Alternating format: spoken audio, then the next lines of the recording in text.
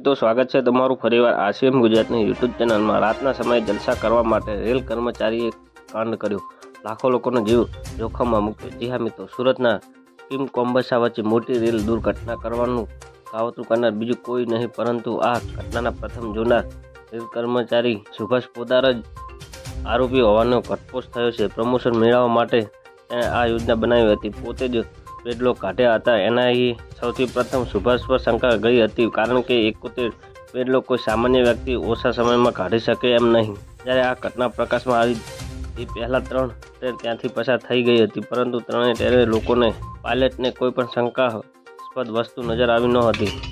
કોઈ પણ ફૂટપ્રિન્ટ કે અન્ય શંકાસ્પદ વસ્તુ ઘટના સ્થળમાં મળી આવી નહોતી, જેથી એનઆઈએ પહેલાંથી જ શંકા થતી સુભાષને ખોટું બોલી રહ્યો છે। તો મિત્રો, ન્યૂઝની સતત જાણકારી મેળવવા માટે અમારી ચેનલને લાઇક, શેર અને સબસ્ક્રાઈબ કરી લેજો। ધન્યવાદ। જય હિન્દ।